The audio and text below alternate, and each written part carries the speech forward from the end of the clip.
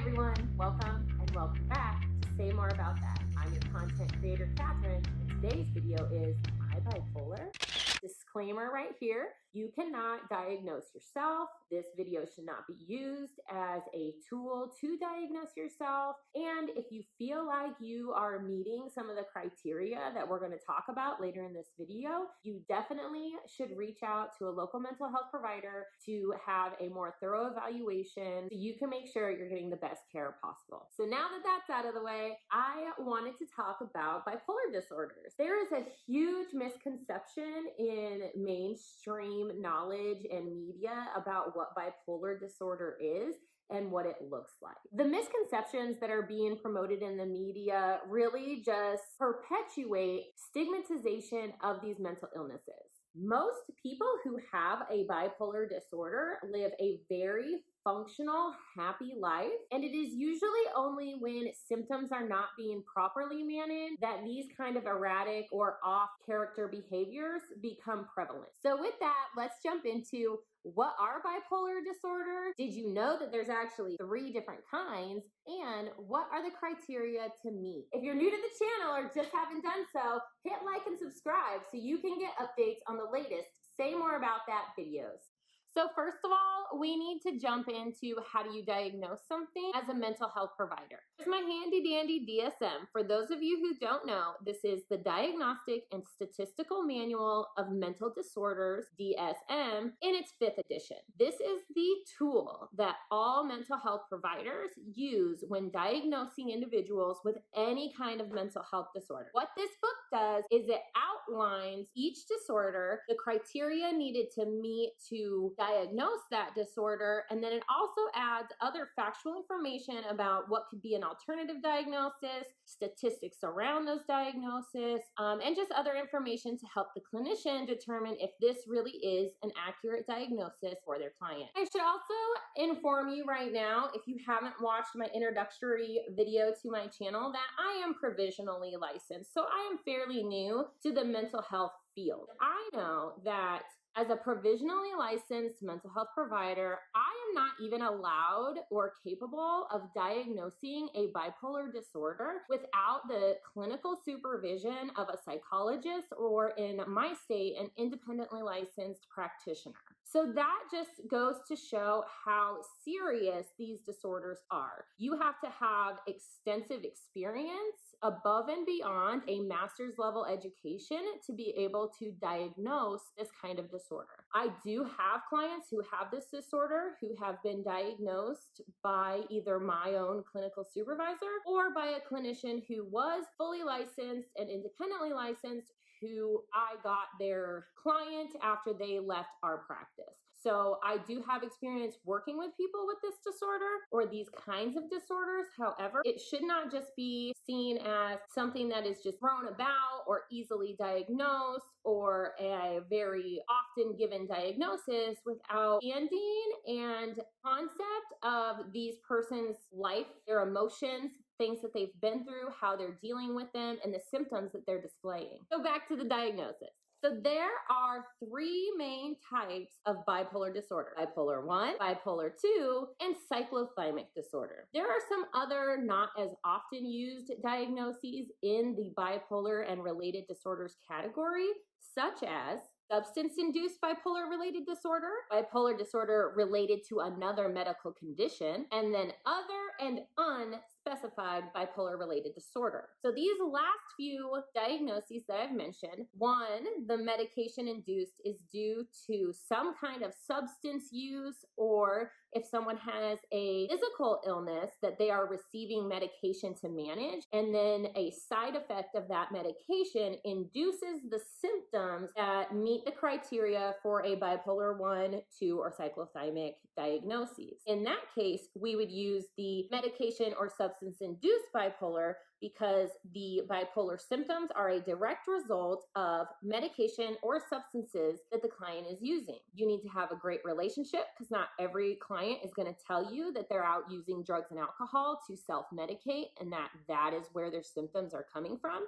It can take a long time to build a relationship like that. Again, why we don't just randomly and flippantly diagnose a bipolar disorder. The other and unspecified bipolar disorders are usually used in an emergency room setting, or if you have a client who very closely matches the symptomology of a bipolar disorder but does not meet the full criteria, you can use that diagnosis to continue treatment. And this basically says, this is what I think they have, and I'm continuing to work with this diagnosis in mind, and we're continuing to gather information to verify that this is in fact the correct diagnosis. Okay, so now that we got the kind of not often recognized or not very often talked about kind of diagnosis that are in the bipolar and related category kind of out of the way, let's go down to what people really think about when they think bipolar disorder. Have you ever wondered, do I have bipolar disorder? If so, listen up. Disclaimer, do not diagnose yourself. If you recognize these symptoms and you feel like you're meeting criteria, boom, boom, boom, then seek an assessment by a mental health professional in your area. Okay, so bipolar 1. This is the disorder that most people are thinking about when they say bipolar. To meet criteria for bipolar 1, you have to have a manic episode. The manic episode could be preceded or followed by the depressive episode. However, that is not a requirement. So people with bipolar 1 disorder could have simply a baseline where they are naturally, and then they go into this elevated or hypermanic episode, and then when that's over, they come back down to their regular baseline, and they do not necessarily go down into a depressive episode. What is a manic episode? I'm just going to read this directly from the book. A manic episode is a distinct period of abnormally and persistently elevated, expansive, or irritable mood. This must last at least 1 week. So 7 days, people, not just 1 hour, not just 1 day, not just a couple days, 7 days. And then this feeling must be present during those 7 days for the majority of the day. So you really have to know your client, or your client really has to know themselves. You may gather collateral information from people close to your client to discover what is abnormal for them. Everybody's different. So what may be an elevated and expansive mood for myself, or irritable mood, may not be the same as somebody else.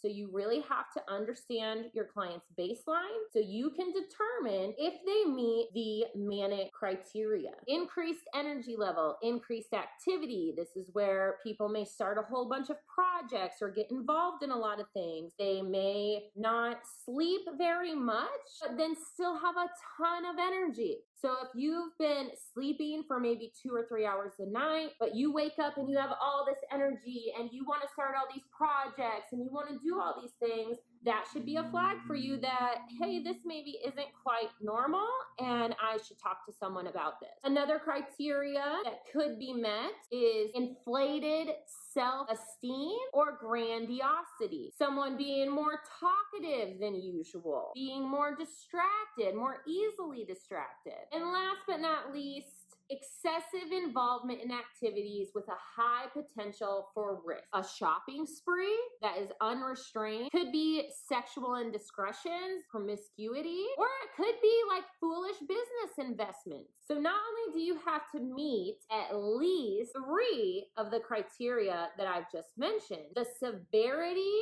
of those criteria has to be such that it causes a severe impairment in social, or occupational functioning, or so severe that they have to be hospitalized. Now, again, for this criteria, you cannot meet this criteria because you're under the influence of some kind of substance, whether it's illicit or a prescription medication prescribed to you due to another medical illness. This manic episode has to last for a whole week, and it may or may not be precipitated or followed by a depressive episode. Now, when you think about mania, a manic episode is like way up here. Then they have another degree that is hypomania, which would be up here when your baseline is just here. So everybody has days where you're just feeling great, you have a lot of energy, you're doing a lot of stuff. Obviously, people start projects all the time, so it is not necessarily a manic episode just because you're having a really great day, couple days, a week even, where you're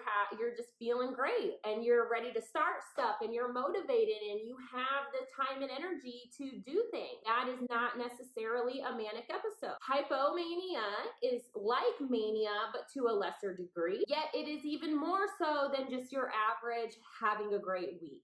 So it can be very hard to diagnose. How can you tell the difference between, oh, this is I'm having a good week, things are going great, I have a lot of energy and motivation, to this is a hypomania episode that I'm having that is causing me distress, versus a hypermanic episode that is way out of control. Seeking the help of a clinician, if you feel like you meet these criteria, is imperative because it is very hard to diagnose. You need someone who has experience, who knows what they're talking about, and who can help you determine if you have bipolar 1. Now, with bipolar 1, it is not necessary for you to have a depressive episode. However, most individuals who have had a manic or hypomanic episode have at some point in their lives experienced a major depressive episode. So what is a major depressive episode? How do I know if I've had a major depressive episode? Let's look at the criteria.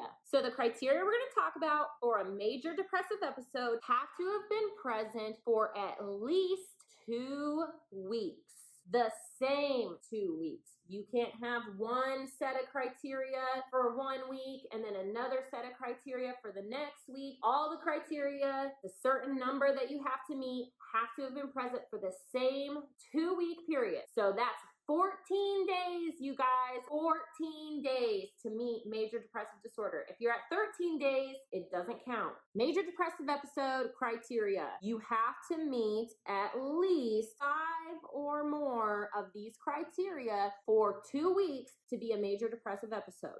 So I'm going to just run through them real quick and we'll talk about it. Depressed mood for most of the day, nearly every day. Could be your own self-report or the report of other people. A diminished interest in any or all pleasurable activities for most of the day, nearly every day. Significant weight loss without dieting or on any kind of weight watching plan, or a decrease in appetite nearly every day. Insomnia or hypersomnia, that means you're sleeping way too much or you're not sleeping at all. Psychomotor agitation or retardation nearly every day, that means you're functioning, like, are you moving really slowly? Is your cognitive abilities kind of in a foggy or slow state where you just can't seem to function normally? Fatigue and loss of energy. Feelings of worthlessness or excessive guilt. You can't concentrate, you're indecisive. Recurrent thoughts of death, not just dying, but suicidal ideation type thoughts, with or without a specific plan or intent to do anything, but just this recurrent thought of death. These symptoms have to be clinically significant, which means they are impairing important aspects of your life, whether it be work, school, family, things like that. You can't be experiencing these mood changes or meeting these criteria due to substance use or medication use due to another illness. Major depressive episodes are very common in bipolar 1. So big picture, you can kind of see with these very high highs and very low lows, the cycle of bipolar 1 disorder. This is often what people are referring to when they call someone bipolar. Check out this video, You're So Bipolar, about the misuse of these terminologies and how it is impacting the average person's perception of what bipolar really is. So it is not, oh, I wake up in the morning morning and I'm kind of sad and I'm having a rough day, and then by the end of the day, I'm just super full of energy and excited. Bipolar does not cycle that fast. It's a whole week of being up high and 2 weeks of being down low. Really knowing your client, what their baseline is going to help you to determine if they're meeting that criteria for a manic episode and the criteria for a major depressive episode. But then remembering, you do not have to have a major depressive episode to have a manic episode.